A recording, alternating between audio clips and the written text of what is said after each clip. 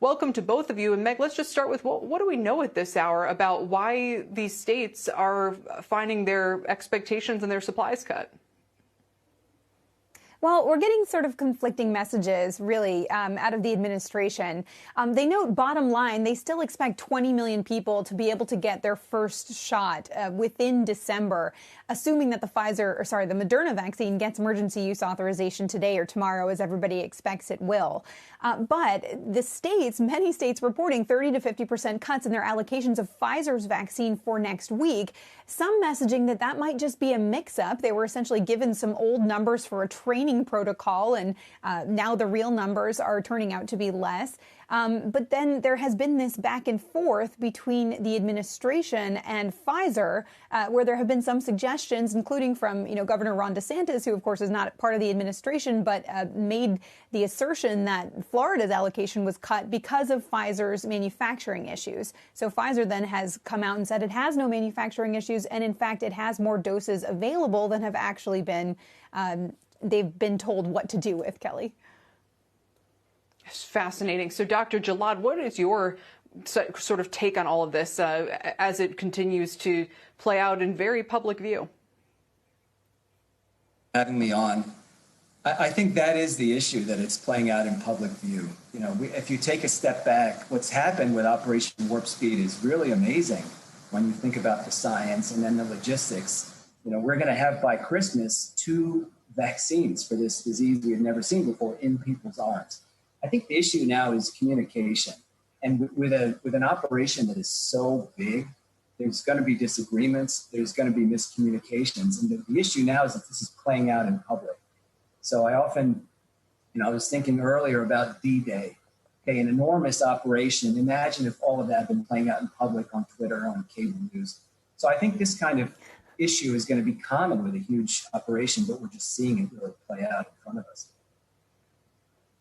So, Dr. Jalad, what do you think is going on here? I mean, and it's a difficult issue because in some ways, who are the states supposed to complain? I mean, do they complain to the government? Do they complain to Pfizer? Do they probably have to communicate to their own populations who are of hospitals and nursing homes and vulnerable frontline workers who were expecting that they were going to get vaccinated next week and now are hearing that that's no longer possible. So I can kind of understand why they're saying, hey, wait a minute. We didn't screw this up. Something's changing here, right? Absolutely. Everybody is under tremendous pressure from all sides. And you mentioned then the hospitals, up to the states, up to Operation Warp Speed, up to Pfizer. I think this is really a matter of communication. And the problem for hospitals and others who are vaccinating, like you mentioned, is that they have a lot of planning to do. They've set some expectations with their staff. They've probably scheduled appointments already. So for them, they're going to have to go and then tell people that we might have to delay it a week. So at each step, there are delays, and everybody is on edge, I think. And so I think the issue is really the communication between the hospitals and the states and the federal government. And they really need to get their act in order in terms of communication.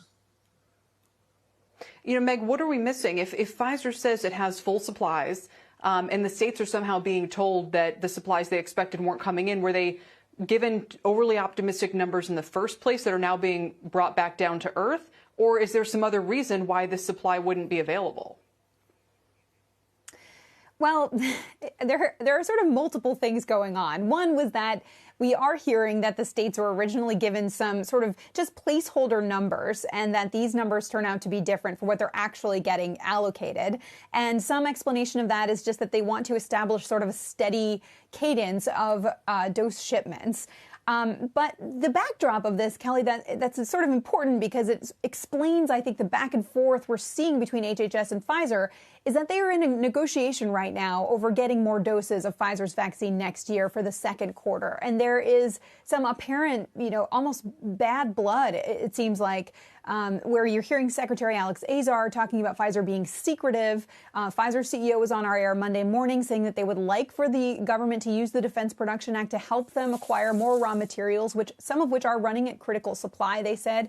And the original story was that Pfizer had offered that second quarter allotment of vaccine doses to the U.S. before selling them to other countries, and that the U.S. didn't exercise that option. Now it wants the doses in the second quarter, and it can't get them until the third quarter. The administration disputes that timeline, Kelly, and says they weren't actually made a formal offer. But now the argument is, can Pfizer somehow speed up the development for the second quarter? And that's where this bubbling up is happening, it seems like. Shepard Smith here. Thanks for watching CNBC on YouTube.